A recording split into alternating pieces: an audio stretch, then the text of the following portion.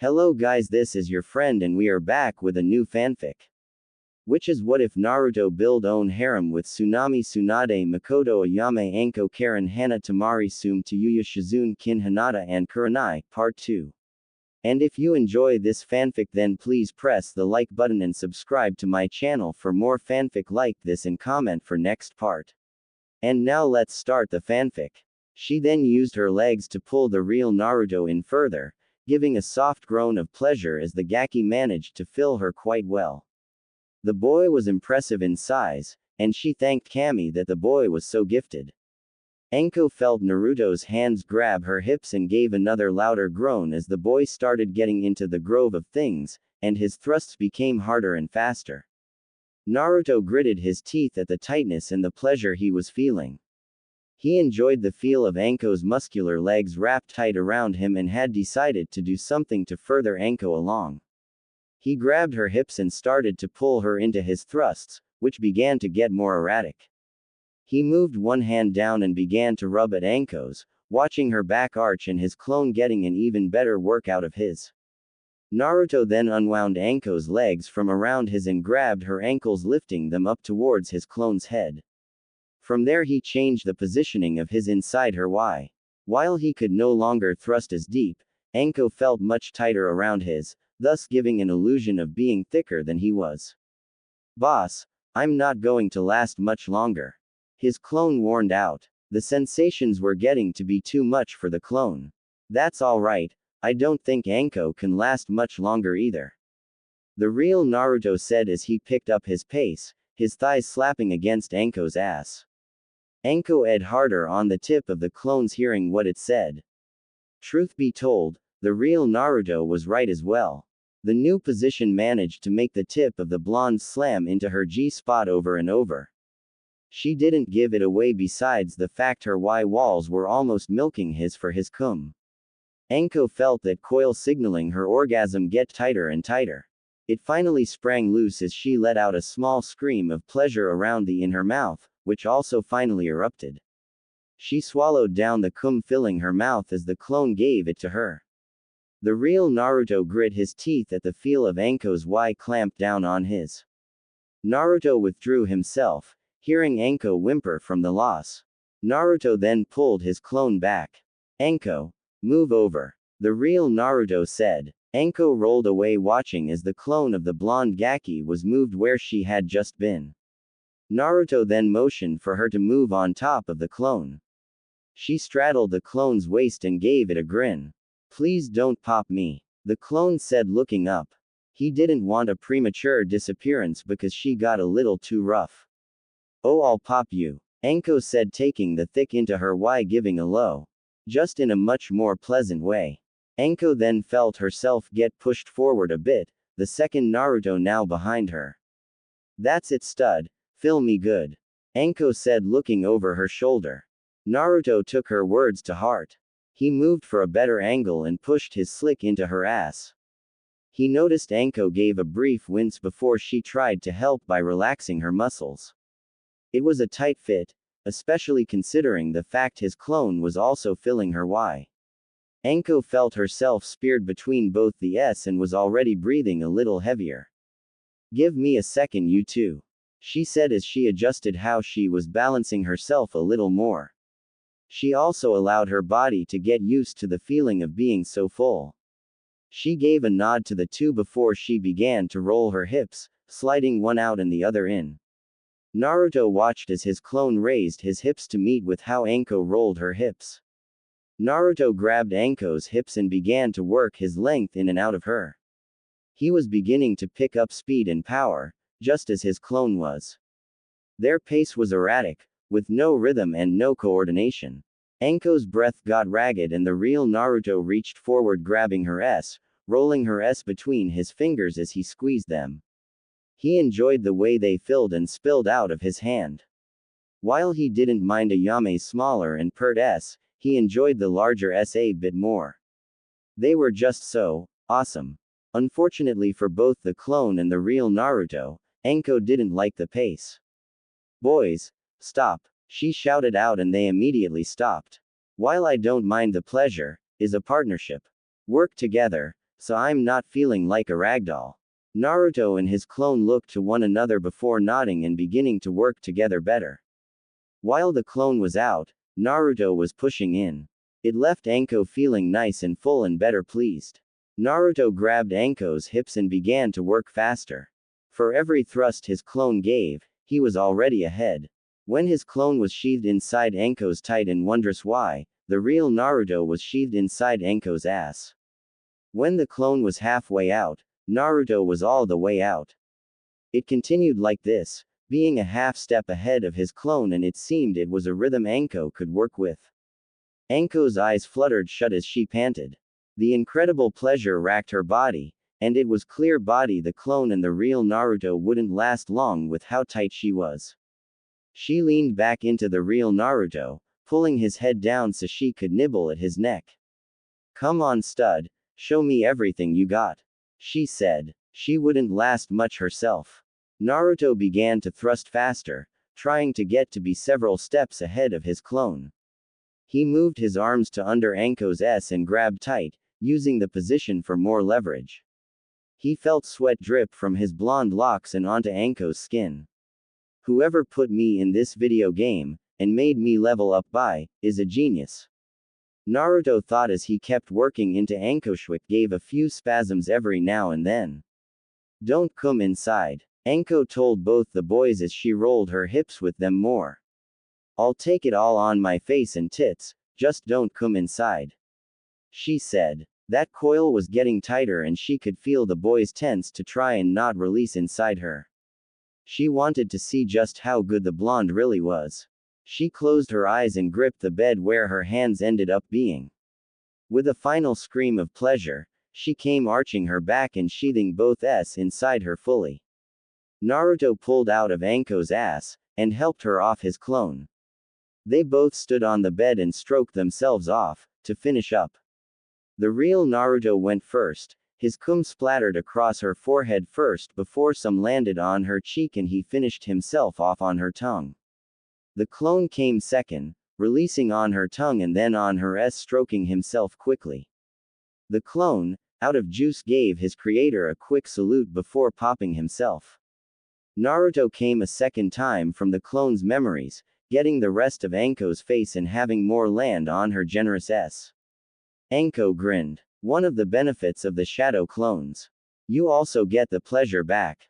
Naruto felt a sharp pain in his balls, telling him the additional release without a break was a bit too much. Naruto gave Anko a grin and a salute. "Well, I'm going to get cleaned up and then head on out." Anko nodded, pointing to the shower. She had to get the heeled boots off, along with the gloves. Naruto took a quick and refreshing shower before drying off. He got dressed and headed out of Anko's room, pulling his book from his pocket and flipping it open to get the upgrades. "Congratulations. You had with Karin Uzumaki. Plus 750 points. Plus 5 medical jutsu. Perk unlocked. Chakra chains." Naruto banked the level up he got from Karin. "Congratulations. You had with Anko Mitarashi. Plus 1100 points. Plus 5 assassination, sneak, torture and interrogation. Congratulations. You received the bronze double down medal. Plus 400 points. Naruto banked the second level up before proceeding to the medals page. He tapped double down. Bronze. Have with 2 women in 24 hours, Naruto almost groaned. He could feel his balls about to ache thinking about it, the highest level. He flipped over to the stats page. He had the 10 from leveling up, plus an additional 7, 2 left over from his last bit, and 5 from getting an additional half per level. Naruto poured 15 points into his chakra levels, bringing them up to 55. He left the 2 points alone again before flipping over to the skills page. Naruto had 109 skill points to use. Since he got points for medical jutsu, he decided to pour some into that one. 30 went in, bringing it up to 55. Medical jutsu. Apprentice level. Able to use the most basic healing jutsu in combat. Can cure minor fractures, cuts, deep bruises, and various other minor ailments. Naruto went to his kenjutsu and noticed the 21 points in it. He poured 9 into it, bringing it up to 30 before pouring his last 70 points into it, bring it up to around 100. Kenjutsu. Adept level. Can learn advanced Kenjutsu styles easier and you're able to see openings in an opponent's Kenjutsu more often. Naruto was about to turn the page when words scrolled across the top. Bonus from Karin. Bonus from Anko. He noticed values rise up and nodded. Naruto then headed over to the perks page. He tapped the chakra chains, seeing it was available. Chakra chains. Allows for the use of chains made of your chakra. Requirements. Have within Uzumaki, chakra levels 55, chakra control 50, know your mother's name. Naruto looked at it and quickly tapped on it, getting it. He had plenty of perk points available. He tapped on the Mangekyo Sharingan. He might as well get the most advanced version possible. Naruto closed his book and began to finish his walk back to his room, whistling a bit as he did. Naruto stared into the mirror of his apartment bathroom, shortly after the preliminaries of the Chunin exams. He rubbed his face with water, trying desperately to chase his doubts away. In truth, he was scared, worried, and a whole magnitude of other things. Neji was going to be his opponent in just a short month and Kakashi was unable to train him. Neji hadn't showed hesitation at trying to kill his own flesh and blood, why would he hesitate at killing Naruto? While Naruto, he wouldn't go as far as to try and kill Neji. He would beat Neji within an inch of his life, and break as many bones as he needed to in order to get his point across, but Naruto wouldn't kill Neji. Not only was he a fellow Konoha ninja, but he was also Hinata's cousin and she would be upset if Naruto killed him. Naruto grabbed a towel and wiped his face as he thought back to his own preliminary match. It showed his advancement as a shinobi rather well in his personal opinion. Flashback. Naruto gripped the railings, watching the monitor of the participants' names spin. He smiled some when he saw his name pop up. Anyone but Gaara and Lee. He thought to himself. Gaara and Lee would destroy him in an instant. The second name stopped on Kiba's name. Yahoo! We got lucky, Akamaru. We have the dead last. Kiba leapt over the railing, landing with Akamaru and setting the pup down. Naruto leapt over the railing himself and walked over, standing across from Kiba. You sure you want to risk Akamaru? Naruto asked. He didn't want to hurt the pup because of Kiba. Kiba gave a bark of a laugh. Akamaru's my partner. Not like I'll need him, I'll beat you in one punch. He boasted. Naruto inhaled and exhaled slowly, refusing to rise to the taunt. He shifted his right foot back a bit. He was right-handed, and so he would want the extra bit of oomph to his strikes. Proctor. Naruto said, looking to the sickly-looking Jonin. Start the match please. Naruto said. Hayate looked between the two, a little surprised the well-known hyperactive blonde wasn't rising to Kiba's taunts. Hajime. He shouted, leaping back. Naruto watched Kiba rush in, right fist ed back. Naruto ducked under the swing, and struck like lightning. He shifted his hips forward as he drove his fist into Kiba's ribs. Kiba coughed in surprise as he slid back over by Akamaru, looking at the blonde in surprise. Naruto took a deep inhale through his nose and slowly exhaled out his mouth. He was in his new mindset when it came to battle. He was a spawned grunt. He had no one important to him, he had nothing important to him. Nothing his opponent would, or could, say would have any effect on him. Kiba bit his hand, calming himself down. He hadn't been expecting that kind of strength from Naruto, or the speed. It hurt, and he had no doubt that he would be sporting a nasty bruise when this was all over. He moved lower to the ground, entering his clan's preferred fighting style. Let's go, Akamaru, Kiba said before rushing ahead again. Naruto backpedaled a bit, seeing Akamaru rush with Kiba.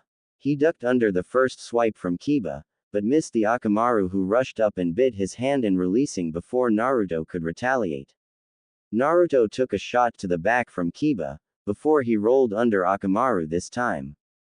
Naruto lashed his foot out and slammed it into Kiba's thigh. Naruto managed to flip away from both of them, landing a good 10 feet away, breathing a bit heavier from his movements.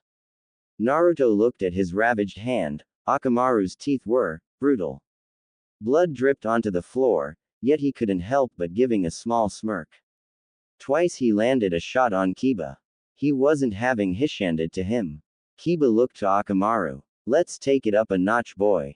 Kiba said before holding up the tiger hand seal. Ninja art. Beast mimicry. He called out before lowering to all fours. Naruto could see the brief flashes of chakra before Kiba charged again on all fours. Naruto noticed an increase of speed and flared his chakra to his hands. He had been experimenting with the chakra chains, and so he quickly shot the dual golden chains up into the air, connecting them to the rafters.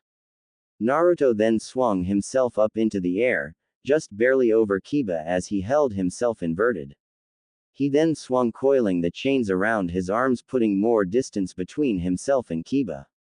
Hanging upside down, Naruto looked down at Kiba, his mind whirling to come up with ideas on how to combat him.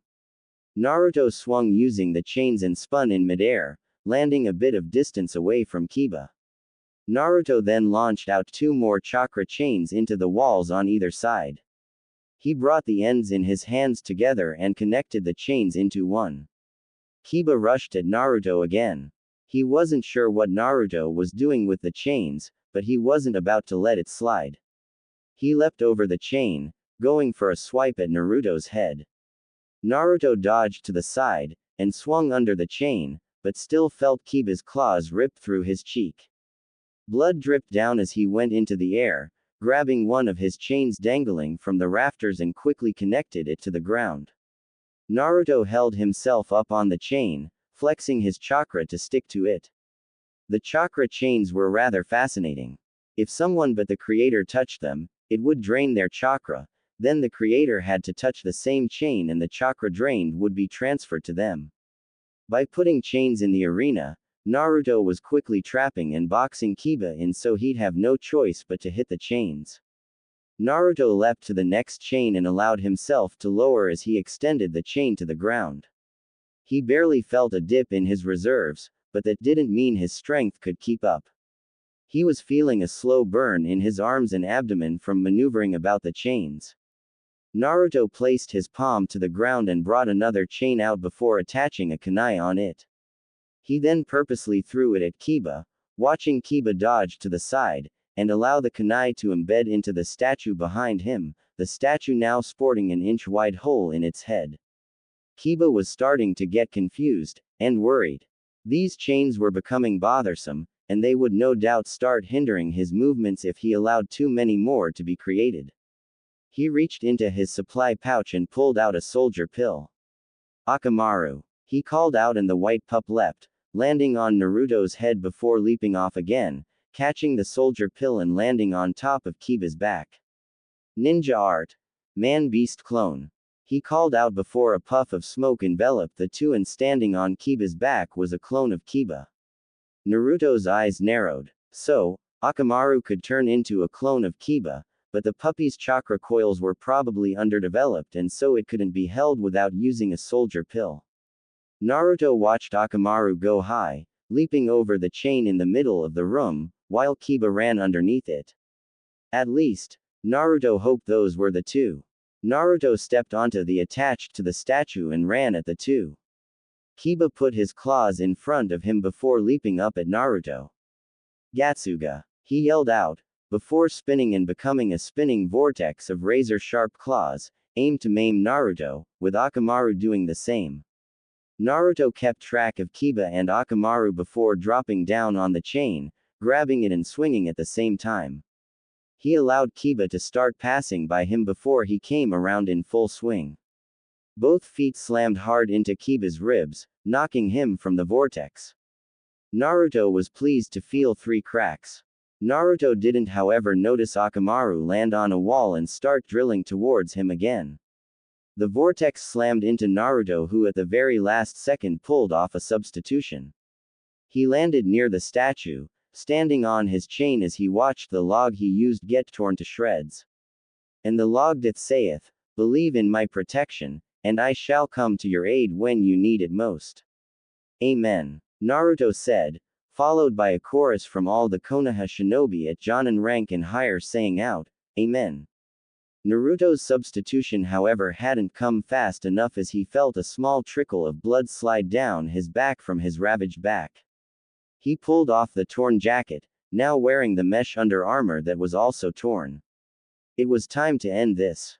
Naruto wiped his blood from his back. The human body was mostly water. Water froze, and with the Hyoten, Naruto froze his blood into long, thin needles. These needles flew at Kiba and Akamaru, making a few eyes narrow, and a pair widen in surprise. Naruto then took off running down the chain, forming more needles from the blood on the floor. He had to use a surprising amount of chakra to force it to happen, the distance being greater than his usual control allowed. These needles struck Kiba and Akamaru from behind, making them both hit one of Naruto's chains. Naruto leapt off the chain while Kiba looked over to Akamaru in surprise at seeing him revert back to being a puppy. That was the end. Naruto brought his heel down onto Kiba's head, slamming him into the ground, knocking him out. Hayate checked on Kiba and then made his call. Winner. Naruto Uzumaki. He shouted. Flashback end. Now Naruto had a meeting to report to. Sarutobi wanted to speak with Naruto and the blonde wouldn't be late to the meeting. Naruto closed and locked his apartment, knowing Karin had the spare key and would be able to use it. Naruto leapt up onto the rooftops and took off running towards the Hokage Tower. When he landed, he walked in calmly. He smiled, thinking about the meeting with his grandfatherly figure. He opened the office door. Gigi. Naruto called out as he walked in. Anbu, leave, Sarutobi said as Naruto walked in. Four shadows left the room, leaving the two alone and the door closed. Naruto wondered about the privacy, but he was suddenly lifted into the air and pinned to the wall. His eyes widened in fear, having not even seen Sarutobi move and place a kunai to Naruto's throat. Gigi. Naruto called out afraid, the killing intent suffocating. Who are you? What are you doing in Konoha? Why are you posing as Naruto Uzumaki? Sarutobi asked as he kept the kunai pinned against the blonde's throat. Gigi. I am Naruto. Naruto said, realizing he wasn't looking into Hiruzen Sarutobi's, his grandfather figure, eyes. No, he was looking into the eyes of the kami of shinobi, the man who is said to have mastered every non-clan jutsu in Konoha. Sarutobi's eyes narrowed. He wasn't detecting a lie from the imposter. How did you get the Hyoten, Naruto? Sarutobi asked, still not releasing him. The Kyuubi. Naruto lied swiftly. She says I'll gain several from her, some I already have. Sarutobi pressed the kunai into Naruto's throat a little more, drawing blood. Don't lie to me, Naruto. Naruto winced, feeling the cut in his throat. Fine. Just, please, let me down and I'll explain everything. Naruto said. He couldn't keep this secret from Sarutobi, not when he was like this. Sarutobi backed away from the blonde, just out of his reach but not that far out of reach. He kept the kunai out and waited for the explanation. Naruto began to pace, rubbing his throat. 3 steps, back and forth. It's completely insane. I still have difficulty believing it, still have difficulty understanding it even. Naruto said and slowly withdrew the book. I'm stuck in some pervert's twisted fantasy, twisted little game. Naruto said seriously looking at Sarutobi. I have to level up in this game, and every few levels I get a perk point. Kekai Genkei are considered perks I can get. Naruto said and opened the book, showing Sarutobi the proof, where the stats were, the skills, the medals and the perks. Sarutobi's jaw dropped in a bit of surprise as he looked over the proof. Naruto was right, it was completely insane and difficult to understand. But yet, he stared at the proof, at the various medals, seeing words shift, seeing scroll bars that Naruto interacted with. The book itself floated from Naruto's hands and flipped to the first blank page where words began to scroll across. Hiruzen Sarutobi, Sandaime Hokage of Konoha and Kami of Shinobi, every word that Naruto Uzumaki speaks is the truth. I would appreciate you keeping this from anyone else, including your student and Naruto Uzumaki's godfather, Jiraiya of the Sannin. Sarutobi's jaw dropped even more at the words that the book wrote itself. How do you know these things? He asked. Who are you, the creator of this game? I am the creator of this game. I will not say who my identity is, for that will ruin the surprise.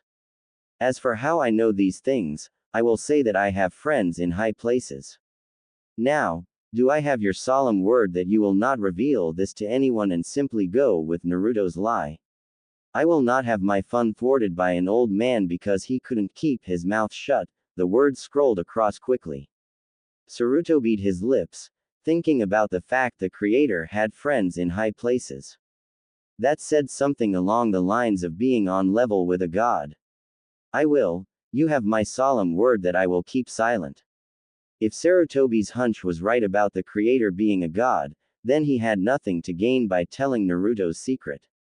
The book snapped shut, and landed in Naruto's open palms before he took the book back, and held it to his side.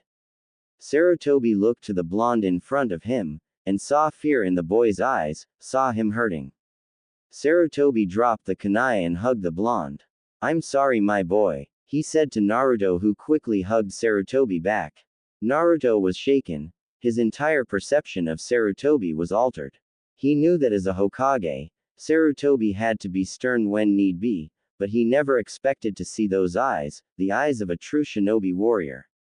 It's okay Ji-san, Naruto said softly as he pulled away. I'm just a little shaken, you know. Sarutobi nodded and motioned the boy to sit in a chair.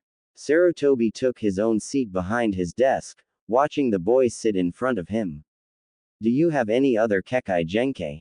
Sarutobi asked. Naruto nodded. The Sharingan, in the advanced Mangekyo form.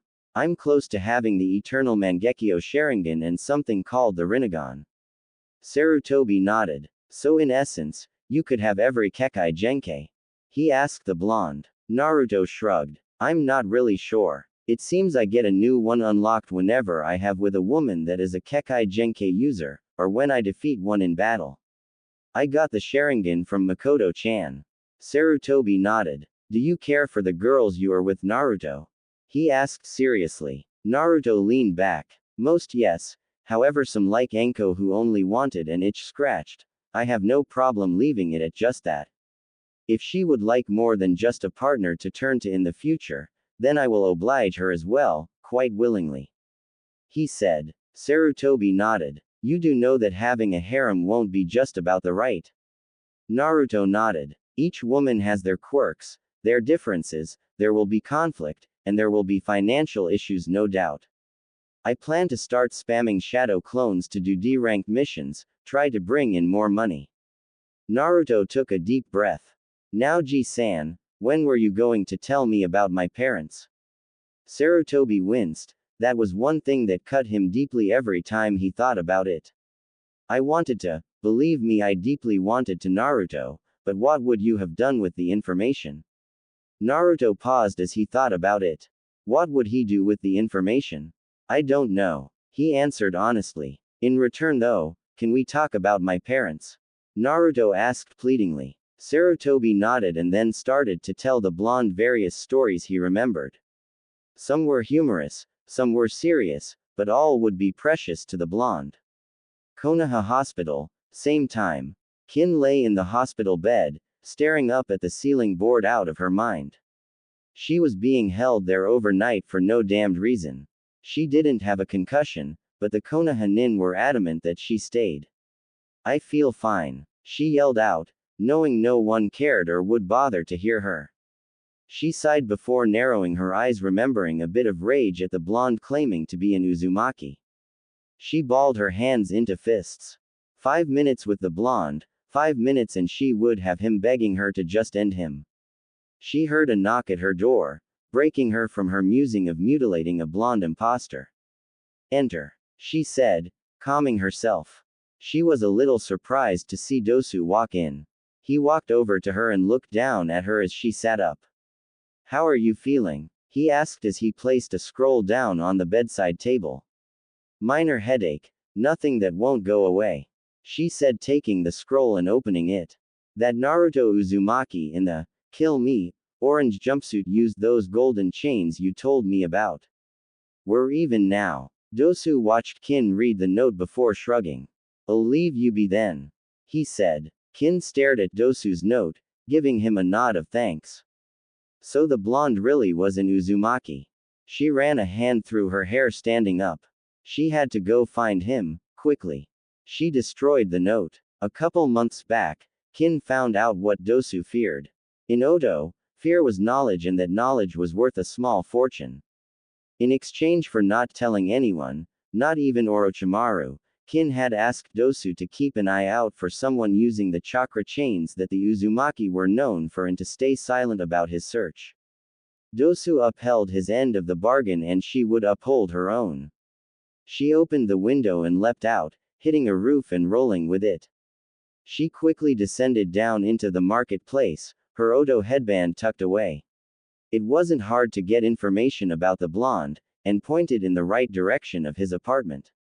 Most of the people seemed to dislike him, but she wasn't quite sure why. They kept referring to Allah. She watched the blonde enter his apartment, and Kin swiftly ran up the steps. She knocked on the door quickly. Naruto turned, hearing the knocking on his door just as he entered. He shrugged and turned, opening the door, only to have the Oto Kunoichi push him inside and kick his door closed. She had him pinned by the wall with a kunai to his groin. Show me the chakra chains, she said in a stern voice. Naruto scratched his head a bit. He then held his left hand out, and allowed a chain to come out, the golden chakra quickly twisting into a chain. Kin smiled broadly and quickly removed the kunai at the sight of the chain. She tackled the blonde in a hug, literally knocking him to the ground. I finally found one, she said loudly and kissed Naruto. A male Uzumaki, she said with a grin. Naruto glanced up at the Oto Kunoichi. Okay, I'm lost, he said, completely confused. Kin sat up, straddling Naruto's abdomen. Allow me to explain then, Mr. Uzumaki, she said, smiling genuinely for the first time in so long. My name is Kin Tsuchi, and my best, and only, friend in this entire world is an Uzumaki. Sort of, she said. The Uzumaki clan was separated into two parts. The first, were like you, the royalty. You are the last heir of the Uzumaki clan. The second was like my best friend, guardians for the royals. Naturally they were still one family, it's just some were more suitable for a certain role. The guardians also couldn't use the chakra chains. Kin said and leaned down, placing her hands on Naruto's chest and kissing his jaw. Now, Tayuya and I have both sworn to find a male Uzumaki, and assist him in rebuilding the clan, she said, moving her hips lower to grind herself against Naruto's groin. Truth be told, Naruto was still confused as hell. But here he was, being offered hot, willing. Why? What straight man would say no to that? Naruto reacted like any straight man and got hard, his now uncomfortably pressing into the pants of his jumpsuit. Well, I think we're a little young for rebuilding the clan, but I don't mind practice, Naruto said, biting Kin's ear.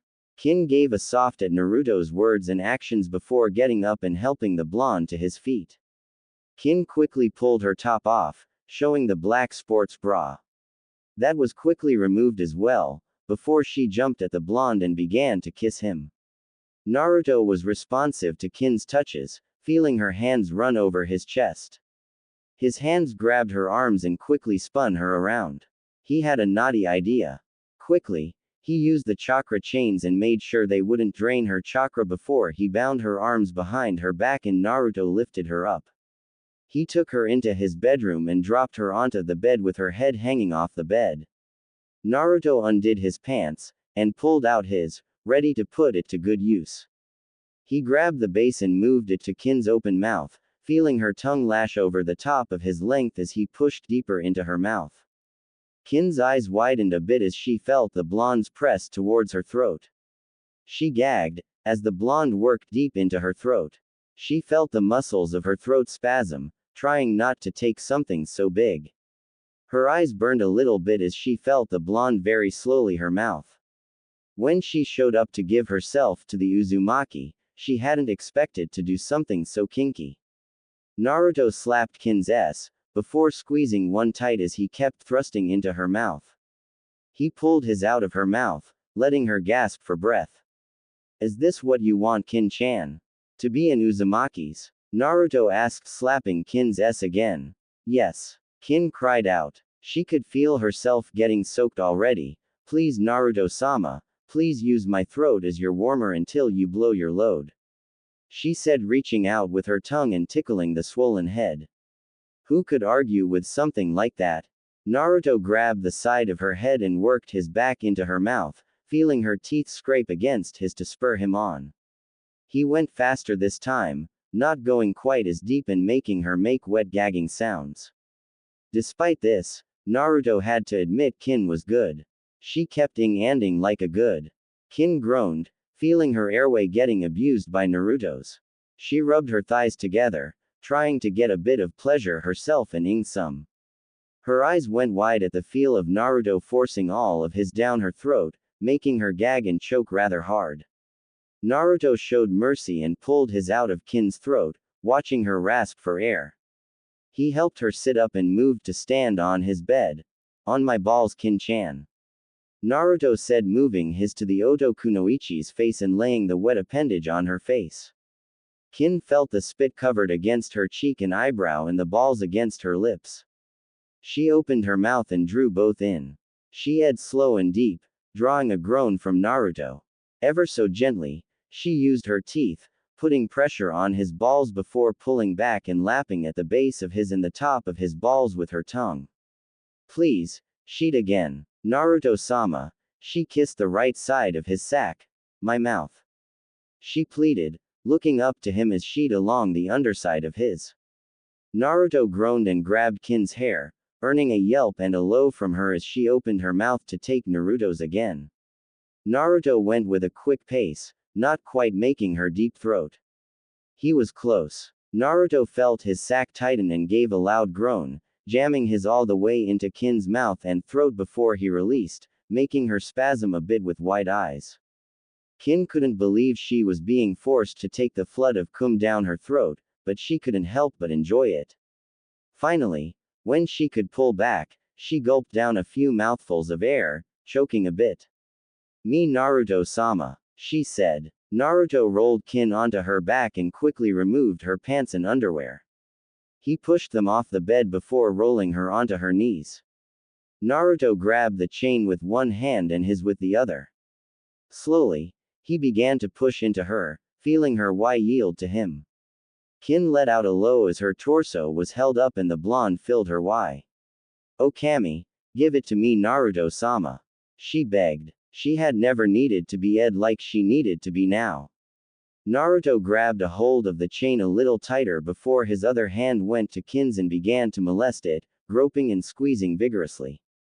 Naruto then rolled his hips, working his in and out of her to get used to the tightness. Slowly, he began to thrust instead of rolling his hips, working his deeper and deeper.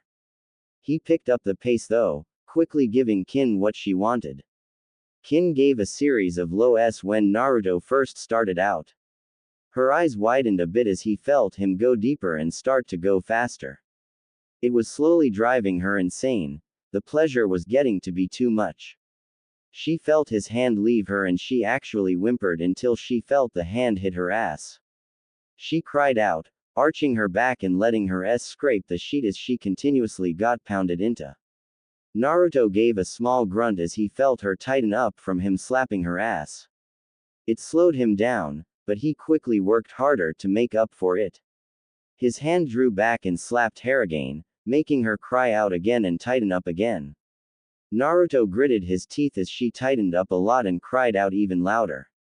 He must have brushed her G-spot. With a smirk, Naruto shifted his angle and began to shove against that spot over and over.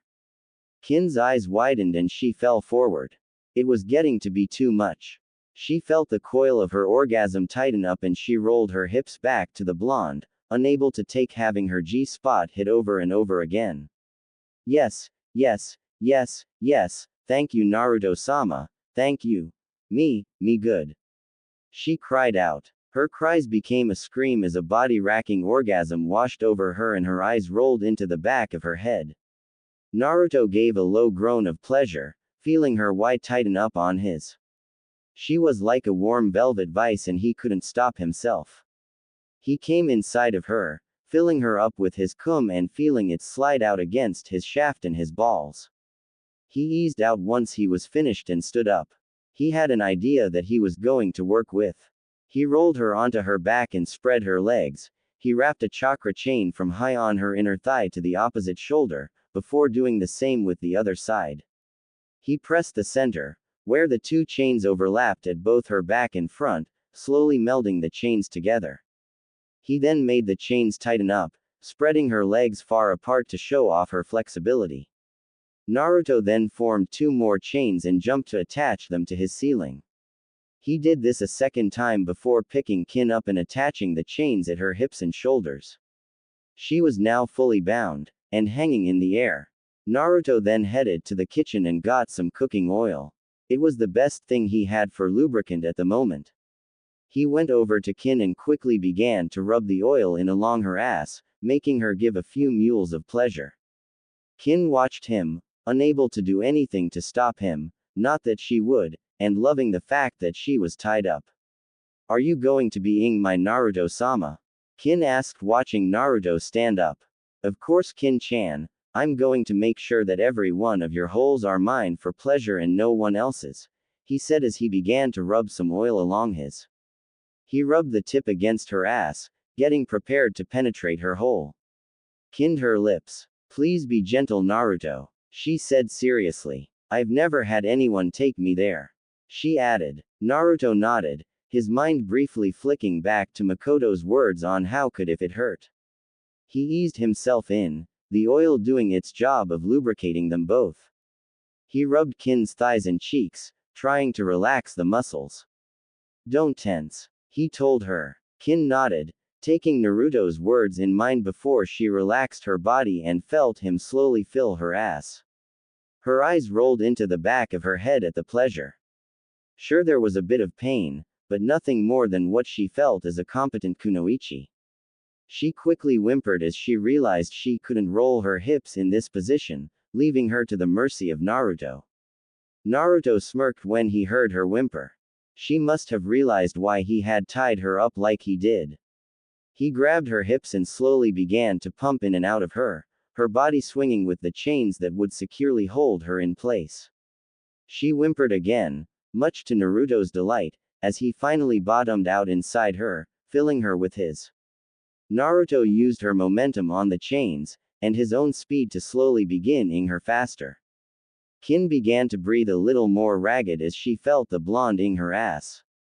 Okami, yes, give it to me Naruto-sama. My ass, turn me into your personal toy. She called out, trying desperately to roll her hips against Naruto's. Alas, her predicament left her unable to. But she would get him back.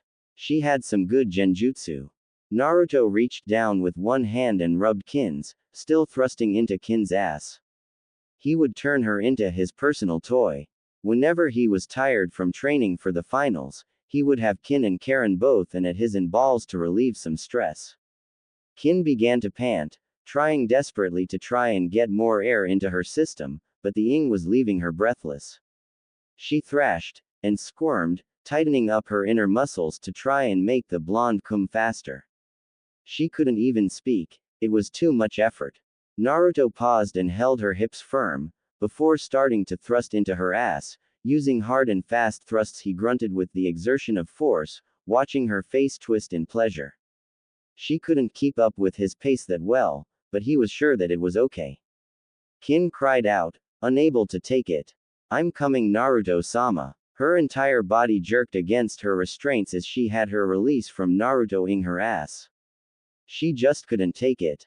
Naruto gave a low of appreciation and pleasure as he released for a third time, feeling his balls ache a bit as he filled her with his cum.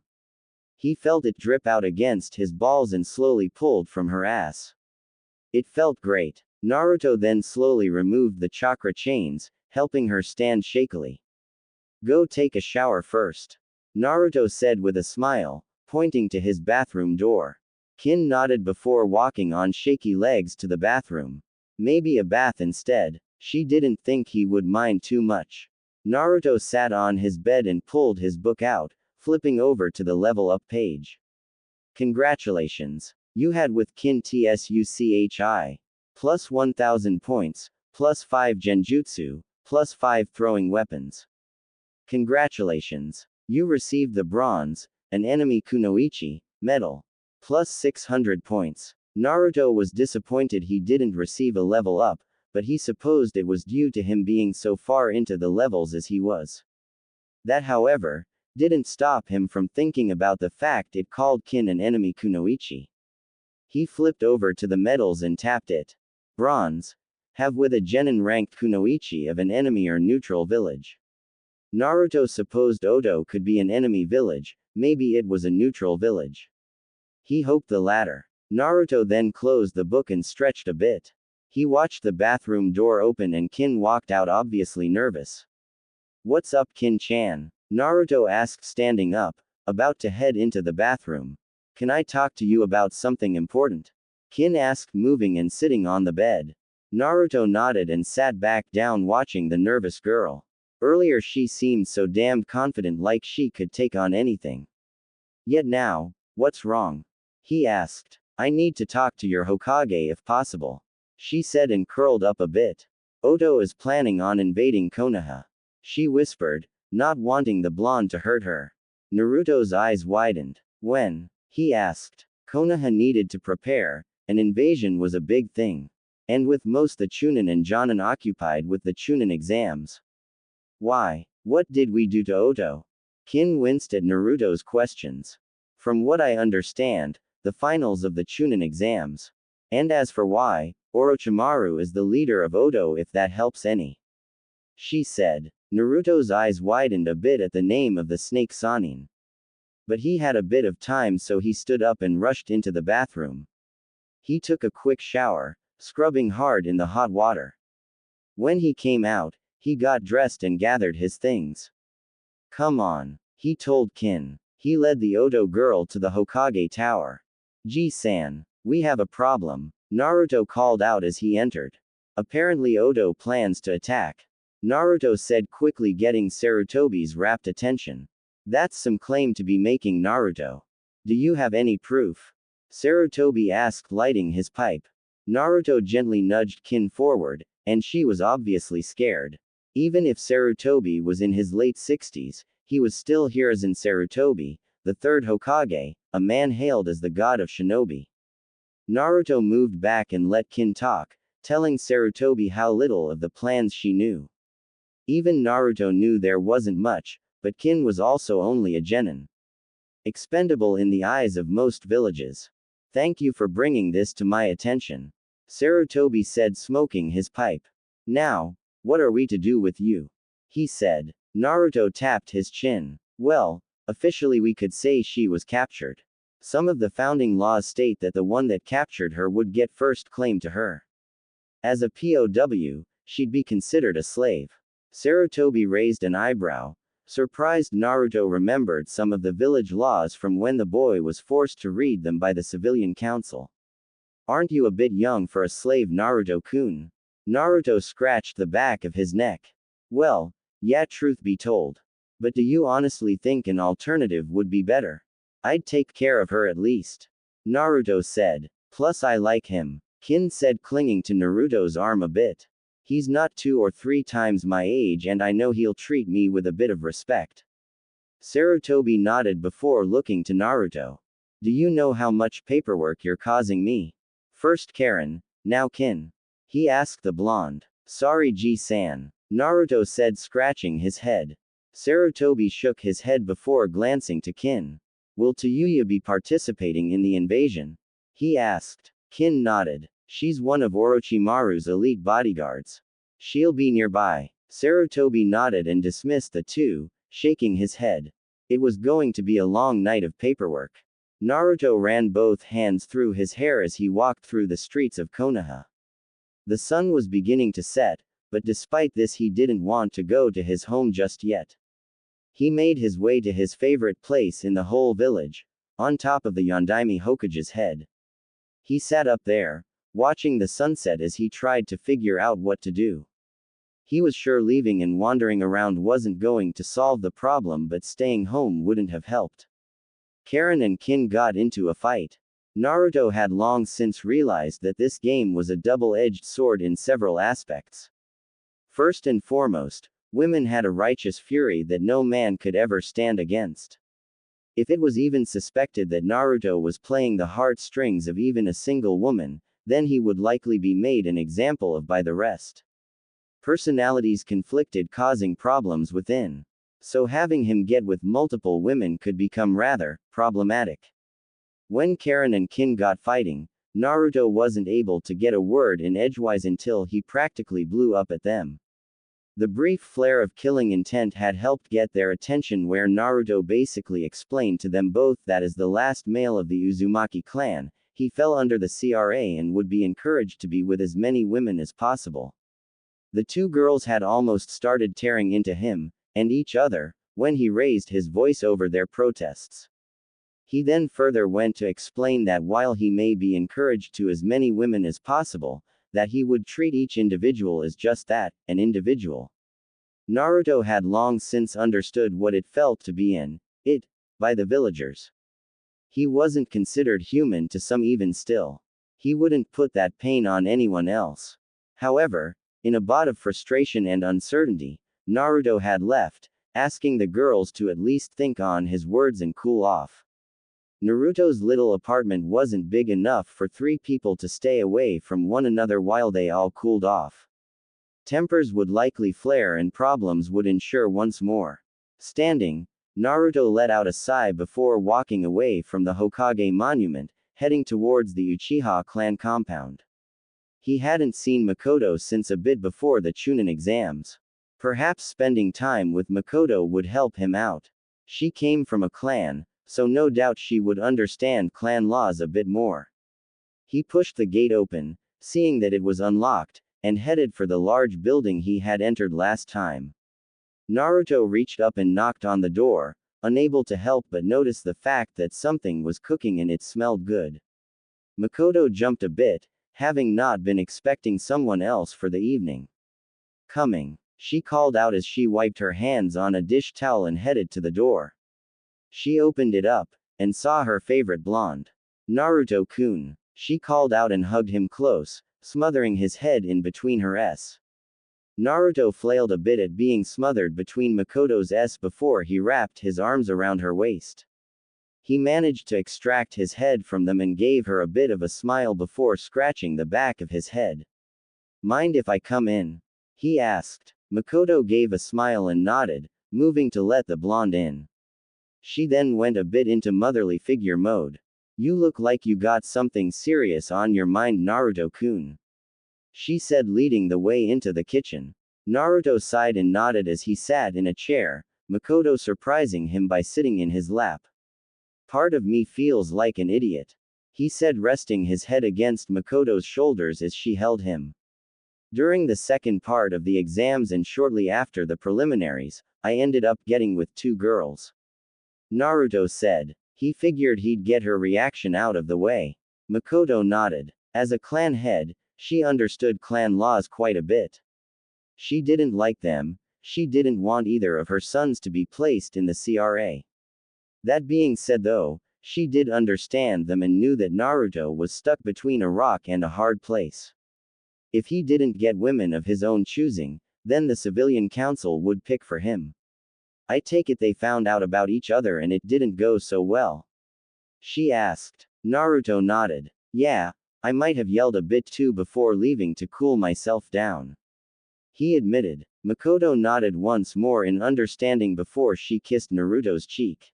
"It's understandable, Naruto-kun, different personalities will clash," she said and watched him.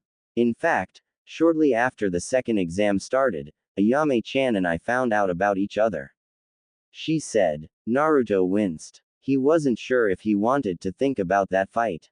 Mikoto-chan, look, He felt Mikoto place her finger against his lips, interrupting his sentence. Relax, she said with a small smile. Nothing bad happened. Well, sort of. We did have a big fight, mostly shouting. She did throw a ladle at me, which almost set me off. However, that being said, we're both more mature girls and I was able to sit her down and explain things to her, explain clan laws and what would happen. She's not blind to the abuse you've suffered at the merchants over the years. While nothing physical happened too often, you were unable to get proper food, equipment, clothes, everything even. Mikoto said and removed her finger from Naruto's lips only to kiss them. She understands that if given the circumstances, it would be better for you to pick who you wish to be with. While I do not necessarily like the fact you have to be with multiple women, I do understand. Naruto scratched the back of his head in thought for a bit. And Ayame, is she still willing to be with me? If she's not, I'd understand completely. Mikoto giggled a bit and leaned down, kissing Naruto on the cheek again. And that there is why we're both still willing to be with you. She whispered softly to the blonde. You understand. You're more worried about what she'd feel than anything. You always give, and give, and give and barely take any for yourself. Mikoto said and hugged the blonde. We, Ayame and I, know why you really pull the pranks you do, Naruto-kun. You do them so that you can give someone, somewhere, a laugh. You don't care about the scorn, or the training you get from them. You just want one person's day to be a little bit brighter. You'd go so far for others that you would burn yourself out. Hokage-sama told me how your team passed the second exam and what you did. Naruto scratched the back of his head. How did he refute a woman who was right? The villagers didn't know it, but Naruto could tell when his pranks made a few people happy. After all, he was no one and nobody paid any attention to no one. It wasn't hard to become invisible for him. Mikoto snuggled against the blonde a bit from her position. Now, I have a bit of more serious talking to do. Hokage-sama told me you have the Sharingan and that you got it from the Kyuubi. Is this really true? Naruto nodded before channeling chakra to his eyes and staring into Mikoto's onyx eyes with his now Sharingan. He then pushed almost triple the chakra required and mutated them to the Mangekyo Sharingan. I also have the more advanced version. He said, coming clean about that. Mikoto's eyes widened as she stared at the advanced version. She noticed that Naruto's looked like chains linking together. Who did you? She asked, mortified at the thought of the blonde killing his best friend. Naruto saw the mortified look in her eyes and tilted his head a bit. Who did I what? He asked. Kill? Mikoto asked, standing up, utterly mortified and terrified at how Naruto seemed so nonchalant. She could see the Sharingan given the Kyuubi, but the more advanced form. Naruto's eyes widened. No one. I swear. Naruto said, standing. He hated the thought of killing someone, but to kill someone for power. That was insane to him, asinine even. The Kyuubi gave me the more advanced version. Because she was controlled by Madara Uchiha, she was able to give me the more advanced version. In Mikoto's distressed state, she didn't catch the lie from the blonde. In her relieved state at the blonde's words, she didn't even think about it anymore. She put a hand over her heart and breathed a bit heavier. She didn't want to think of a Naruto who could be so heartless to kill someone, nonetheless his best friend. I'm sorry, Naruto-kun, she said and hugged the blonde tight. The Mangekyo Sharingan is a bit of a stain on our family because to obtain it, the Uchiha in question has to kill their best friend. Naruto deserved an explanation about why she freaked out about the Mangekyo. Naruto deactivated the Sharingan and hugged Mikoto back, rubbing her back. I understand, Mikoto-chan, Naruto said and sat down, pulling her down into his lap again. Now, what's that delicious smell I have smelled since I was outside, Mikoto-chan? Naruto asked. That would be from me. Naruto turned, a bit surprised to see Ayame there, her hair wet like she came from a shower. Mikoto-san invited me over for dinner, a girls' night sort of deal. She was in the mood for something spicy and ramen, so I gave her a recipe for some of our spicy ramen. Ayame said, walking over to Naruto. She leaned in, over his shoulder, and kissed his cheek. I didn't realize that we would be having dinner and maybe a bit of fun. Ayame said, watching as both Mikoto and Naruto blushed a bit. Mikoto cleared her throat and then vacated the blonde's lap, only to playfully glare at Ayame taking her spot. Sorry, I forgot to mention that Ayame was here. It sort of slipped my mind when I was trying to help you out of your funk. Naruto gave both girls his foxy grin, getting them to blush. Well, I guarantee that I am out of my funk, and I'm a touch hungry. Some ramen would be nice, he trailed off. Ayame rolled her eyes a bit. Some, he says. Some to him would be an entire meal for 5 people. I'd swear he's part Akamichi, but I've never known them to have blonde hair. Mikoto giggled a bit at Ayame's words. Well, we can make sure Naruto doesn't gorge himself on dinner. After all, our favorite blonde does need to save room for dessert if he's good. Mikoto gave a wink before heading to the stove to finish cooking. Ayame blushed a bit at Mikoto's meaning, but she supposed she deserved that one. That's true. She then got off of Naruto to go help Mikoto make a bit more for Naruto. Naruto leaned in his chair a bit, watching 2 of his precious people cook and enjoying the smells of the ramen.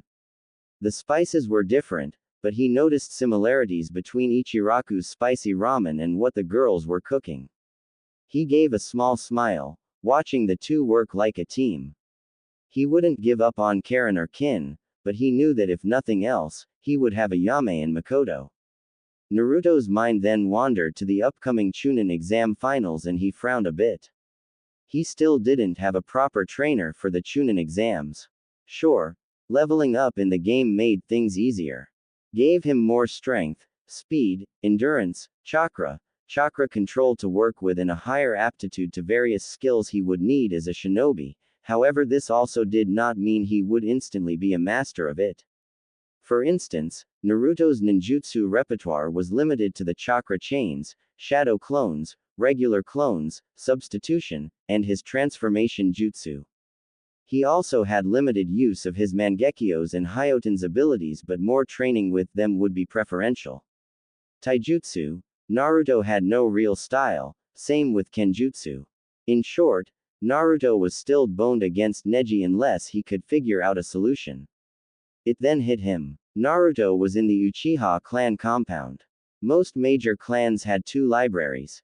A jutsu library with all the scrolls on jutsu that their clans used, and a library that housed books on general information, such as history or even tactics. While in truth, the thought of learning all those jutsu from the Uchiha clan was enough to make Naruto almost giddy, he chose to force it down. He needed the basics down before he went to the advanced stuff.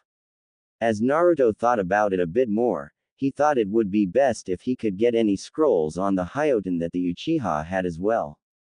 It wasn't like he could ask a Hyoten user about how to use his abilities, they were unfortunately all dead. Hey Mikoto-chan, Naruto asked. He waited for her to give a small sound of acknowledgement. Do you think I could look at your clan's library? I'm, admittedly, not the brightest shinobi out there. He said, scratching his head a bit. And I want to change that. I have a month of no team training or missions, and I want to make the most of it. I figure with my shadow clones and, with your permission of course, the Uchiha clan's general information library, I could make a good chunk of progress on changing that. Sure Naruto-kun, Mikoto said and smiled over her shoulder. She then created a shadow clone, and watched as the blonde made about 24 to follow hers. Naruto scratched his cheek. Would you mind if my clones were to also look at any Hyoten jutsu scrolls your clan might have? I sort of also gained the Hyoten when I gained the Sharingan. He said, and to give an example, he created an orb of frozen water in the air. It was only the size of a grape but large enough to get his point across. Mikoto looked understandable surprised. Sure, she said, chalking it up to the Kyuubi giving Naruto the Hyoten when he faced against the Hyoten user in Wave. It wasn't like she could use any of them, or Sasuke for that matter, and if it helped the blonde then she would allow it. The only reason her clan had those scrolls was so they could recognize the jutsu being used. Naruto watched the two women go back to work and finish up in about another 20 minutes. When the food was served, Naruto decided to slow himself down. He was in the presence of two people that were important to him. He ate slowly, savoring each and every bite. He had to admit, the blend of spices might have been different, but it was still just as delicious, if not more so. However, dinner didn't last forever and it was soon time for dessert. Ayame managed to beat Mikoto to Naruto's lap, straddling his waist and running her hands through his blonde hair. Would Naruto-kin like his dessert now? She asked in a low sultry whisper at his ear. Naruto then noticed she stuck her tongue out at Mikoto, who was glaring at the ramen waitress. Absolutely, Naruto said with a bit of a grin. However, I'm trying to figure out how to not slight either of you. Mikoto and Ayame shared a bit of a laugh. Only you, Naruto-kun, Mikoto said and kissed the blonde's neck a bit. Just make a shadow clone to carry me, it will be fine. Naruto gave a nod. That worked for him since Mikoto suggested it. He put his hands together in the seal and a clone appeared, scooping Mikoto up bridal style. Naruto watched as she kissed at the clone's ears, whispering things to the clone for only the clone to hear. Naruto stood up, picking Ayame up with him. He felt her legs wrap around his waist and his arms around his neck as he carried her after his clone carrying Mikoto to the bedroom. Age before beauty, Naruto-kun, Ayame said, seeing the glare Mikoto shot her. Mikoto got an idea then and kissed the clone. Go ahead and take me and then Naruto-kun, she said, and the clone looked to the creator, who gave an uncertain nod. Naruto followed in with Ayame from behind. Once Naruto put the two girls down on the bed, the clone was dispelled before the real one was grabbed by Mikoto and pulled down into a kiss, her hands roaming over his body. Like you said, age before beauty, Ayame-chan, Mikoto said after a bit and noticed the ramen waitress glaring now. Mikoto removed the dark blue t-shirt she was wearing, before she unzipped her black pants, working them off and pulling the blonde towards her ample chest. The lacy white bra was soon gone, and her s were being edged on by the blonde, making her out as she felt his hands slide into her panties, rubbing against her y. Naruto moved down Mikoto's body, kissing slowly and spreading her legs a bit to allow him to pass through her legs. He then lifted her legs up into the air and removed the panties before spreading her legs again, ducking his head down between them. Naruto tentatively began to at Mikoto's y. To be fair and honest, Naruto didn't exactly have a whole lot of experience giving oral. However, he already enjoyed the taste of Mikoto. She tasted like he wasing a sweet, ripe honeydew melon. It wasn't exactly like that, but it was a sweet and pleasant taste that made Naruto want more, working his tongue deeper into Mikoto's y, feeling her hips rise up to his mouth. Mikoto let a low. The blonde wasn't bad at what he was doing, not great, but it was more from inexperience than anything. She briefly mused what was with her getting oral from an Uzumaki during a threesome. First Kushina, now Naruto had started it off with giving her oral. Mikoto watched as Ayame removed her black tank top, wearing a light blue bra underneath, which was quickly discarded so she could rub at her s, watching as Naruto worked his tongue into Mikoto's body. Come on, Ayame-chan. Get out of those clothes and I'll help you out, she said, sliding one hand into Naruto's hair and grinding her hips up, making the blonde's nose brush against her, giving her even more pleasure. Ayame quickly discarded her pants, before removing the matching panties she wore with the bra. While not as lacy as Mikoto's, she still liked them because they were a good color. She moved and straddled Mikoto's head, running her hand through the hair of the raven-haired woman. Ayame let out a low as she felt Mikoto's tongue run over her. Naruto glanced up, seeing Ayame's heart-shaped dos. She straddled Mikoto's head to allow the Uchiha matriarch to have her own fun. He heard the quiet low s from Ayame, no doubt enjoying the way Mikoto's tongue played over her y. Not one to be outdone, Naruto moved his mouth over to Mikoto's and swirled his tongue around the sensitive nub as he worked 2 fingers into Mikoto's Y, her hips bucking against him as she gripped Iams with one hand, and Naruto's head with the other, trying to get more pleasure out of it. Mikoto ed into Ayame's Y as she worked her tongue into the girl. The blonde eating her out was slowly showing as much natural talent at oral as he had shown at actual. It could be refined, no doubt, but it was still good. She rolled her eyes up to look at Ayame, who had her breath hitched, and was grinding her hips forward. Ayame didn't have the stamina of a ninja, and she didn't have a rather inexperienced blonde doing the work. She could feel the coil of her orgasm building up. She held Mikoto's face at her Y tighter, her breathing getting more and more ragged as Mikoto began to a bit more into her Y. Ayame reached back with one hand and grabbed Mikoto's, making the raven-haired woman let out an even louder. It was finally too much for Ayame and she let out a loud of her own and had her orgasm, all over Mikoto's face and in her mouth. Naruto must have realized that Ayame was close to releasing, because the next thing Mikoto knew was that he was ing on her, his fingers hammering into her Y. Mikoto let out a brief scream that turned to a high as she came, her back arching as her fluids covered Naruto's face and in his mouth. Mikoto breathed heavily as Ayame rolled over to Mikoto's side. Naruto grinned a bit, watching the 2 girls lay there and pant from their orgasms. Naruto crawled up along Mikoto's body and kissed her, slipping his tongue between her full lips and tasting Ayame in her mouth, as he felt Mikoto's tongue slide against his own and into his mouth. Ayame looked surprised at seeing Naruto kissing Mikoto, and felt more than a little aroused at the sight. She was then further surprised when Naruto pulled away from the older woman and pulled Ayame in for a deep tongue-filled kiss. Ayame could only give a few tasting herself and Mikoto at the same time. Mikoto pulled Ayame from the blonde and cupped the ramen waitress' cheeks. "You didn't think I wouldn't get in on the action, did you?" She asked in a low sultry whisper against Ayame's lips before she kissed the other girl, using full tongue and lips pressing her leg between Ayame's legs, feeling the other girl grind against Mikoto's thigh. Naruto was speechless at watching 2 girls kiss. He turned his head away, hiding the blush on his face. That was far different than anything he was ever expecting from either of them. And he couldn't help but feel aroused at what he had seen. Naruto felt his jacket get grabbed and he was suddenly slung around onto his back, staring up at Mikoto, who had a sly grin on her face before she started kissing Naruto's neck.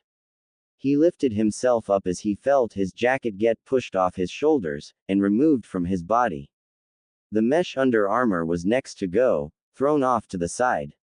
Naruto watched as Mikoto moved lower, kissing him down his abdomen as her hands worked his pants off, along with the boxers, tossing both to the side.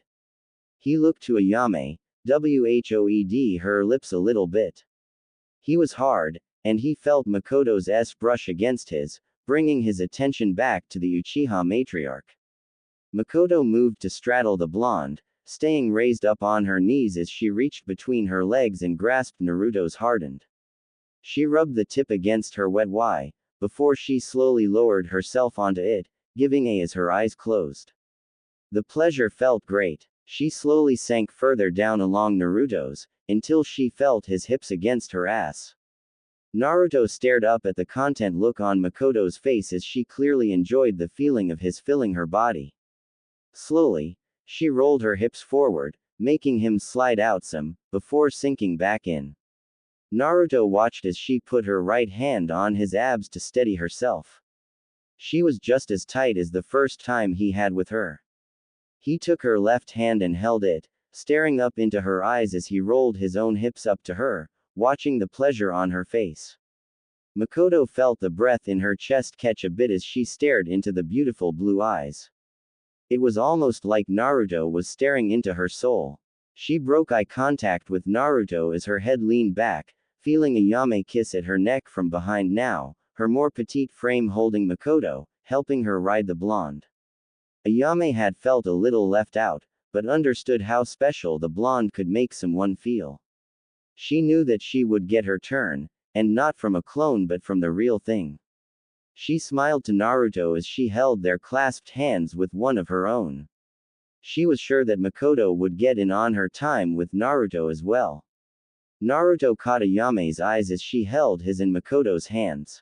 They were family, dysfunctional on a whole other level, but these two loved and cared for him, as he did for them. In those moments, he forgot about Karin and Kin, instead reveling in the moment with Ayame and Mikoto. He shivered a bit though when he felt Ayame's other hand cup and fondle his balls slowly, her slender fingers running along his sack. Mikoto felt the coil of her orgasm begin to tighten. With Ayame's S against her back running against her spine, Naruto shivering inside of her, and just the knowledge that she was with both of them was beginning to get too much. She focused back in Naruto's eyes, staring down to them as she went just a little bit faster. Naruto stared up at Mikoto, feeling her body slowly lose control of the orgasm that was building. Her inner muscles gave spasms around his thick length, massaging and milking him, prepping him for his own orgasm.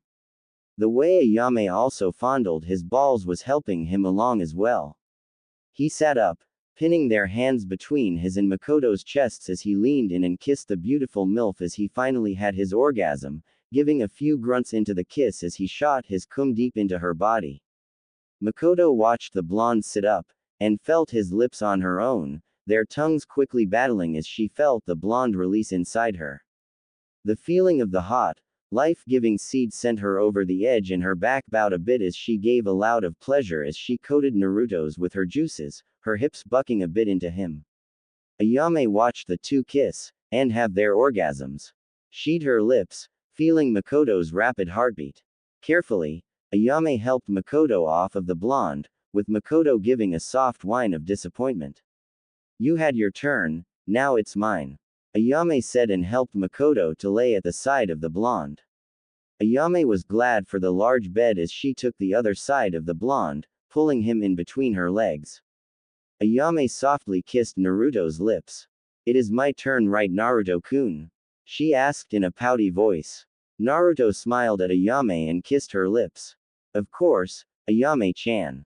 He told her. He grasped his length and gently rubbed his tip against Ayame's wet entrance before slowly pushing himself in as he did so.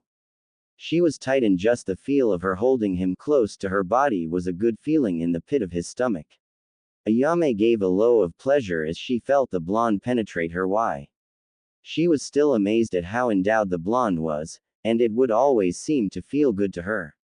She locked her legs around his waist at her ankles, gently kissed the blonde again as she took his right hand in her left and just held his hand while feeling him roll his hips into her body. Naruto pulled his lips away from Ayame's before he turned her hand to him, leaning in to kiss the back of it. He kissed her on the lips again, feeling her right hand slowly slide up into his blonde spiky locks. He rolled his hips into her a bit faster, moving his in and out of her body just a touch faster. It was a special feeling, holding her and being with her like this. Mikoto was beginning to feel left out of this before she scooted over and did the same as Ayame, by taking their hands in her own. She leaned into Ayame's ear, gently biting her earlobe.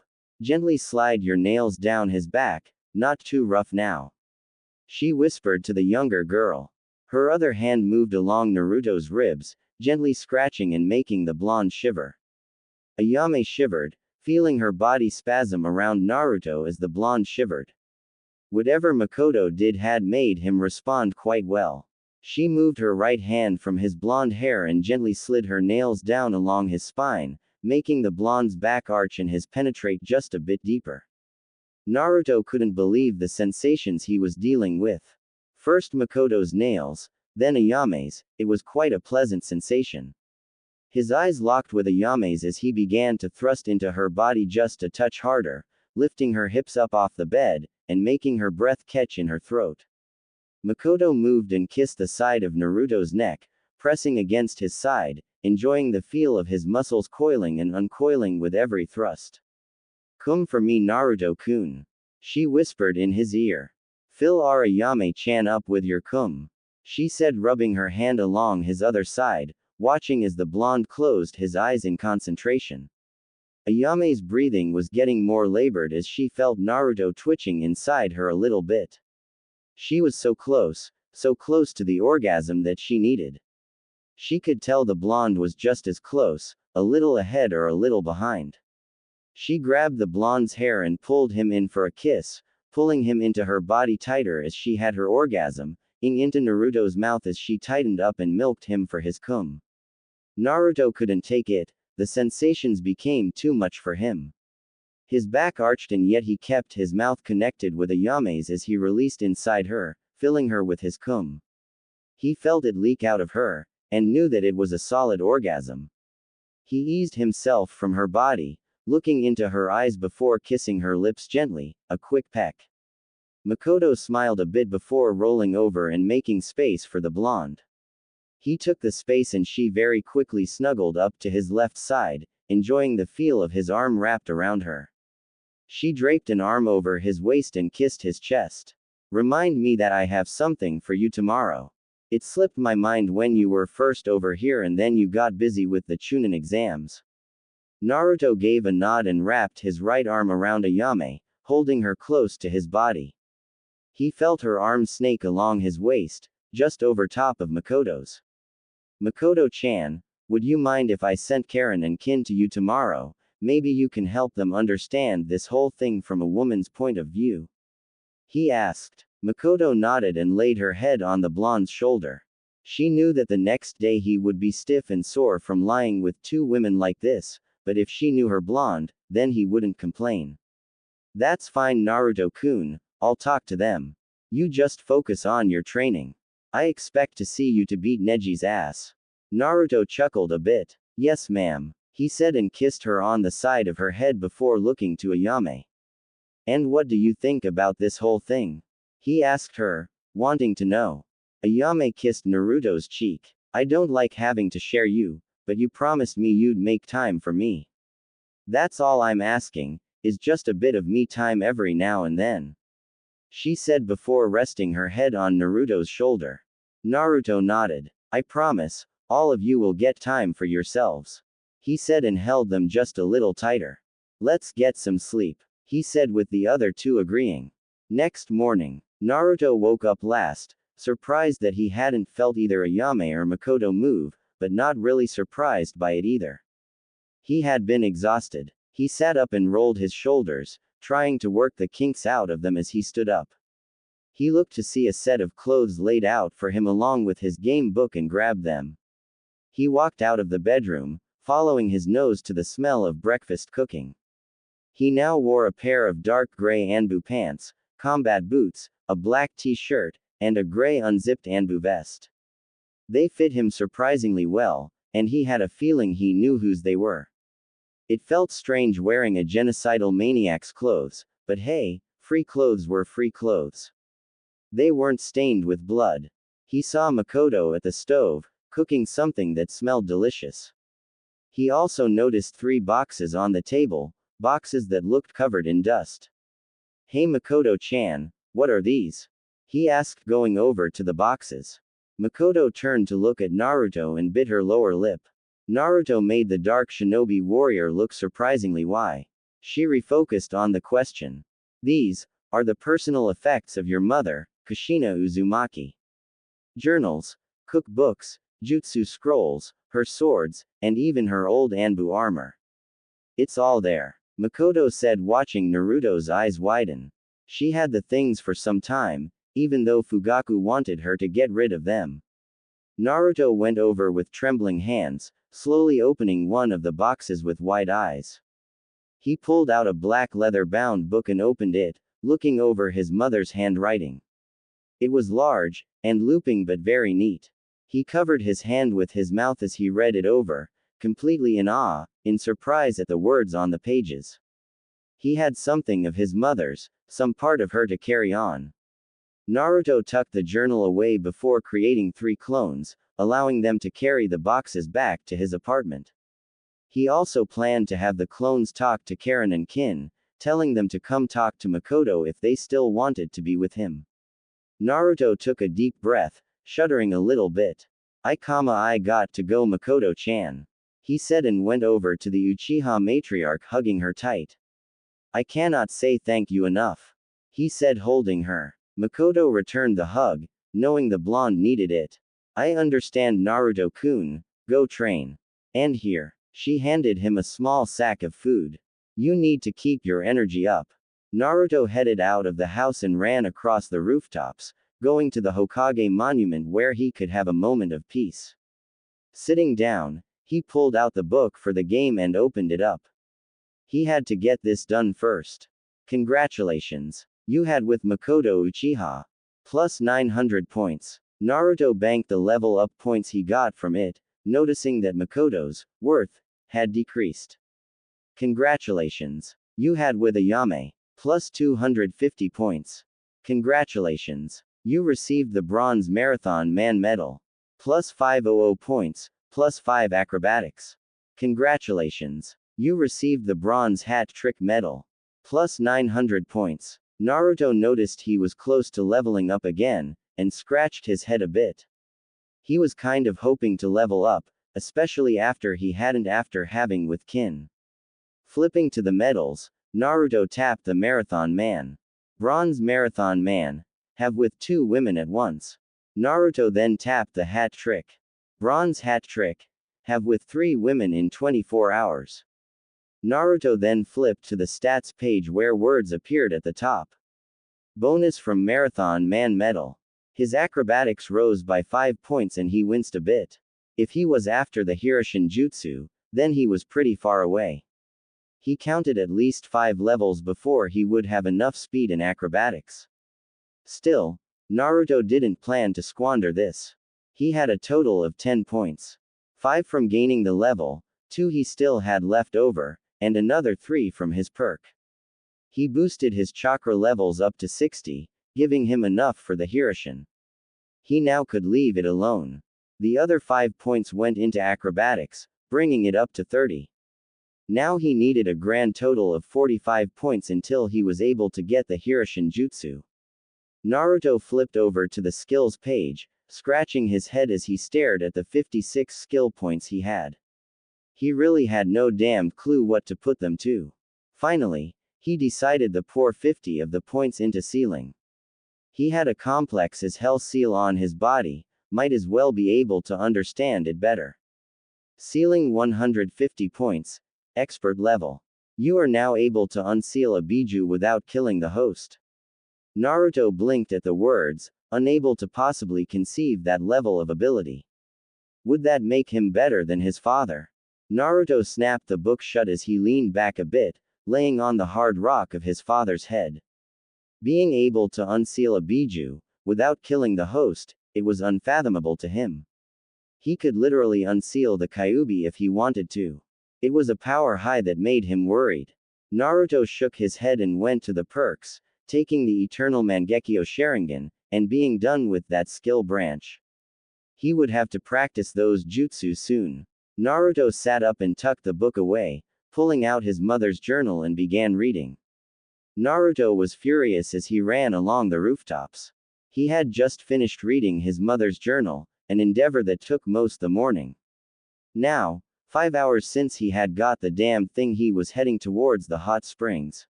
He had a super pervert to accost, and possibly kill.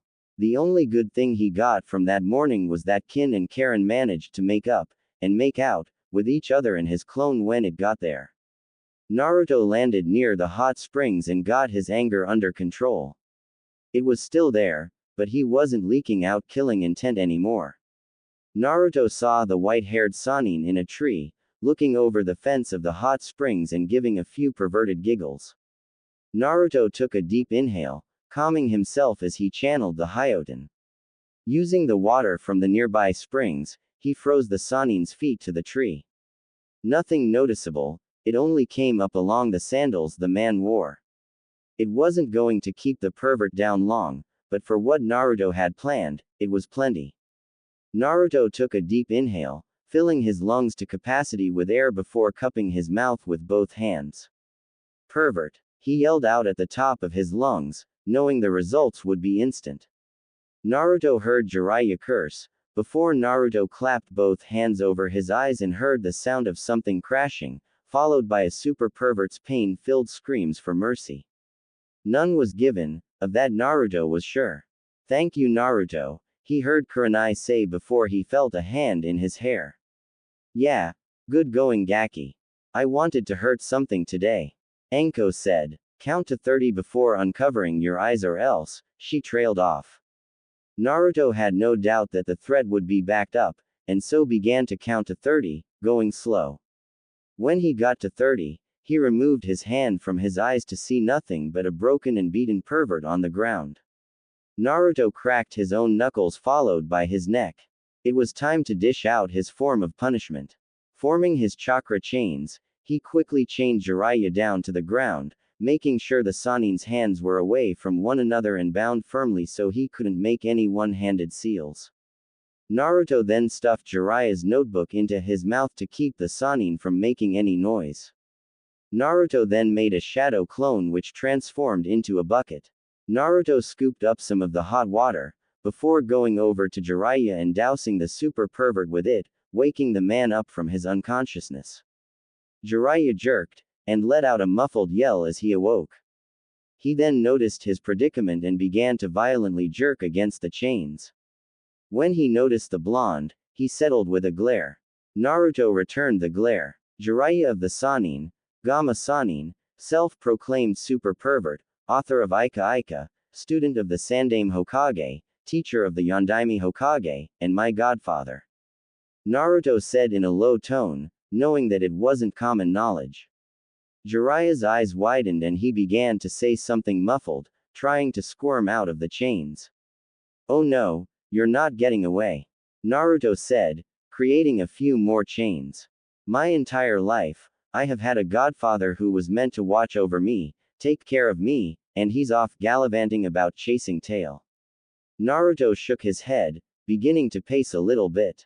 Not once have I seen you. He said looking at Jiraiya. Not once have I gotten a birthday present from you. Naruto shook his head again. You owe me, he said heatedly. I get you had your ninja duties to attend to, but not once could you take a break and come visit me. Jiraiya listened to Naruto's words, and looked away in guilt and shame. He could have taken a break to see the blonde, but he hadn't. He had drowned himself in work, in his research to hide the gnawing guilt, and looking at the blonde, he wondered what would have happened had he taken the time to train him a bit. Naruto cracked his knuckles a bit, and rolled his neck and shoulders. Now, you have one of 4 options that will be a start to paying me back the debt you owe me. The first is I start wailing on you with everything I have, with every jutsu in my arsenal, and make it look like you just took on all 9 biju when you were a genin. And for reference, I know the shadow clone jutsu, and can do the multi-shadow clone jutsu as well. Naruto paused to see Jiraiya shake his head. Option 2, I take the rustiest, dullest, most bent piece of crap kunai I can find and slowly castrate you with it with no anesthetics. To this Jiraiya shook his head even more violently.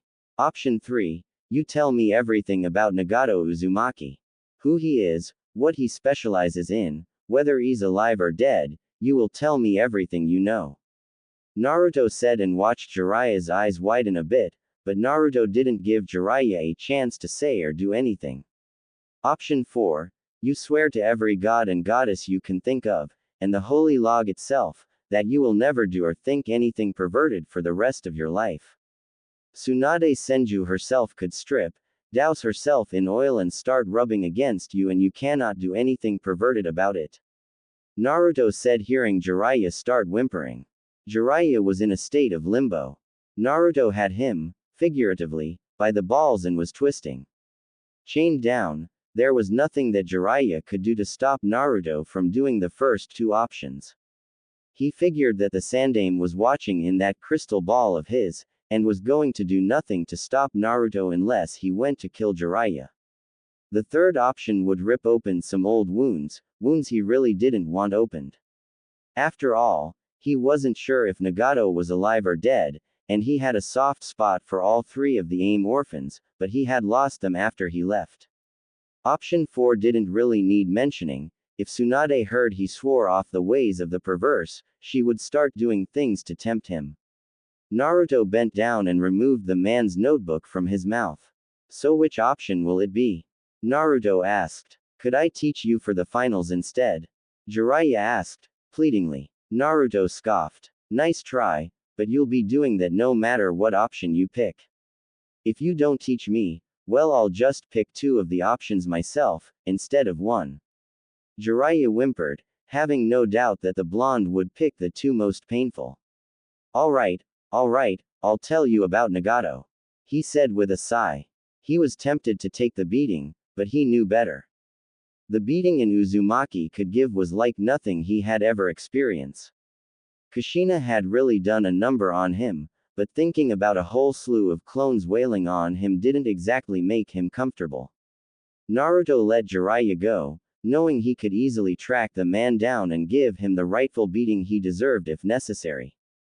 Naruto then sat down and listened as Jiraiya went into great detail about the AIM orphans, and not just Nagato. The next day, Naruto found himself at a training ground with a waterfall, overlooking an area with a small lake. He noticed a few girls there already and rolled his eyes at the fact his new sensei was going to be peeping. Jiraiya soon arrived and began to hash out a training regime. The first week, they would work on chakra control, making sure that Naruto was able to perform the basic chakra control exercises necessary. Naturally, Naruto was a bit irked at this, but decided to hear Jiraiya out.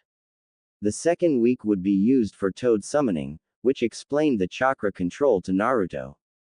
The third week, if Naruto was able to summon the toads well enough, would go towards a few offensive and defensive jutsu. Once Naruto was able to use the jutsu in a combat situation, he would be able to take a break for the rest of the month, just to make sure he was rested and healed for the finals. It wasn't a bad training regime, and it would give Naruto plenty to work with. He knew his father summoned the toads, and would gladly accept the contract and try to prove himself to be just as good of a summoner. Alright Gaki, I want you to go over to that tree and start walking up and down it for an hour. That will show a good mastery of the tree walking exercise. Jiraiya said and unsealed telescope. Naruto shrugged before moving to the tree and starting to climb it without his hands, going up and down, sometimes running when he got bored. He heard a few perverted giggles from Jiraiya and shook his head. Naruto would let it go, at least for now. He had a training exercise to perform. About halfway through his training exercise, he heard a soft click of Jiraiya closing his telescope. I've been meaning to ask Gaki. Jiraiya started, his face set in a serious look as he stared down at his notes. How did you know I was your godfather, nonetheless about Nagato? Jiraiya asked. Naruto paused to look over at Jiraiya before continuing the run up and down the tree. You told my father about Nagato. He told my mother, but not very much thought. Her journal mentions him a few times, and how she inferred that he was an Uzumaki. He said. It wasn't how he found out about Nagato, but it was still the truth. Jiraiya looked up from his notes. He needed something fresh, something for inspiration. Hey Gaki, have you ever felt the comfort of a woman's flesh? He asked, wondering if his godson would give him a bit of inspiration. Yes, Naruto said as he kept attacking the tree. And I won't help you at all with your perverted books, and if I so much as think you're peeping on me, I will make your life utter hell. Ask the Anbu about December 22nd 4 years ago if you think I'm joking, or that you'd be able to escape me. Naruto said seriously. The Anbu refused to try and catch the boy anymore. The one time they were called out, they had caught him, but he had gotten his revenge. Naruto sighed as he reached the top of the tree and back flipped off, landing on the ground in a crouch. Okay, bored now. I have ADHD that stems from having massive amounts of energy due to the furry tenant I have in my gut. I need something new, something fun, or I'm going to go insane. Jiraiya glanced over at the blonde. He couldn't blame the blonde for being bored. Why don't you start running up and down the tree again? I'll make it interesting. Naruto shrugged and put one foot on the tree and took off back up it. His danger sense kicked in and he rolled along the path, a shuriken hitting where he had just been. His focus was lost for about 5 seconds, and that was enough for him to fall off the tree. Naruto glanced over to Jiraiya's outstretched arm, before plucking the shuriken out from the tree. It wasn't in deep enough to be a major cut had he been hit. At worst, he would actually have to use his medical jutsu. He dropped the throwing star before starting back up the tree. This time, he was expecting the projectile and leapt out of the way again, barely sticking to the tree. By the time Jiraiya called it a day, Naruto had been able to keep at it for over an hour. He did have a few cuts, some minor and some that had to be healed right away. While he would usually object to this sort of training, he felt more alert than he had before. The next day, he started to walk on water. It took him several tries to get it, and a few hours before he could do it as proficiently as he could with the surface walking. The third day was when Jiraiya started to throw things at him, surprising the old pervert by how fast Naruto was learning. The fourth day of the first week, Jiraiya had Naruto sign the Toad contract, and they got to work on summoning. Naruto quickly realized that summoning was not a walk in the park like Jiraiya made it out to seem. It took a great deal of chakra, and concentration. Despite this, however, Naruto persevered. Summoning. He cried out, slapping his hand down for the last time that day, sweat pouring off his forehead from the tax on his reserves. A cloud of smoke obscured his vision, and when it cleared, he fell back onto his ass, laughing at the sight of an orange toad wearing a blue jacket and having black markings. Yo, I'm Gamakichi. You must be the new summoner that's been summoning the tadpoles. Naruto laughed a bit more. Yeah, that's been me. Naruto Uzumaki, he said, holding his hand out to the toad that shook it with his webbed hand. So, got any snacks? Gamakichi asked, looking around to where he had been summoned, surprised to see the old pervert. Pop's been wanting to talk to you. Jiraiya said something about giving you a beating. He's been pissed off most the day, right around the time the kid signed the contract. Jiraiya winced something that didn't go unnoticed by Naruto. Something you want to tell me? Naruto asked, tapping his foot a bit. Jiraiya scratched the back of his neck, muttering about how the blonde was a lot like his dad with that stance. Okay, Gamabunta, the toad boss, liked your dad as a better summoner. He's been getting on me in recent years about how I need to take care of you, and train you to be a legend like your old man. Jiraiya said. He couldn't blame the old toad, after all he knew his reputation was somewhat questionable. Naruto felt a flare of anger. He felt the Kyuubi's chakra swirl around him, flowing into him. Before Jiraiya could speak to try and calm him, Naruto swiped his thumb across his canine, slicing it open and speeding through the hand signs. Summoning. He yelled out, slapping his hand to the ground, where a large cloud of smoke was seen. Jiraiya, where are you, you perverted sage?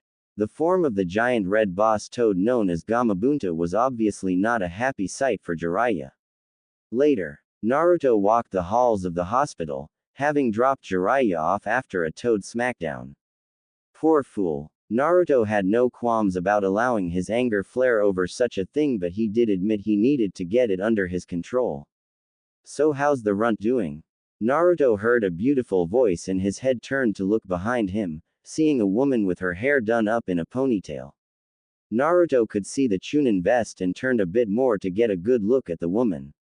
His eyes roamed lower, enjoying the sight of her toned legs, and more importantly the firm full that begged a man to grab a hold and squeeze it. Granted, he wouldn't do that unless she wanted him to. Kiba's fine. A bruised ego and some minor fractures are the worst of his injuries. With Konoha's doctors, he'll be patched up in no time. Hana. The other voice was older, slightly more rough but also obviously female. From the room the two women were standing by walked out 4 dogs, one with an eye patch. Naruto went over, rubbing the back of his head a bit. So Kiba is all right? Naruto asked, knowing it was a bit rude to be walking into their business. I hope I didn't mess him up too badly. Both of the women showed a brief look of surprise. You're worried you messed him up too badly. That's nice of you. The older of the two women said. Most don't think about the fact they're fighting a comrade sometimes during the Chunin exams. Naruto scratched the back of his head. Well, yeah, at the time I didn't think of him as a comrade, or even a friend. But I did hear the sound of something cracking when I kicked him, so I want to make sure he's okay. He's a friend and a comrade, and I don't want to cripple him or kill him just to advance my own career. The older woman gave a feral smirk. That's good thinking, kid, and Kiba will be fine. I'm his mother, Tsume, and this is his sister, Hana. Naruto glanced over to Hana and gave a slight nod of acknowledgement. Naruto Uzumaki, he said, shortly before his stomach let itself be known by roaring out in hunger. Naruto scratched at the back of his head sheepishly. Sorry, been working on training all day. He said a little sheepishly. Tsume looked to Naruto a bit. Hey, you're fighting that Neji Gaki in the finals, right? The one that hospitalized Kiba's teammate Hinata. Naruto nodded, his eyes hardening. I know he's a comrade, but what he did was unforgivable, and I'm going to do my very best to tear him to pieces. He said, clenching his hands tight. As you should, Hinata's a pretty good girl and what happened to her shouldn't have happened, especially not from family. Hana said from beside Naruto. Maybe I could give you some pointers, you know. I'm a Chunin and I've been at it for a while, so I obviously know what the judges are looking for. Naruto looked surprised. Yeah, he was learning some pretty cool stuff from Jiraiya, but he wasn't exactly learning tactics to be promoted. Are you sure? I don't want to interrupt your schedule or anything. Less than.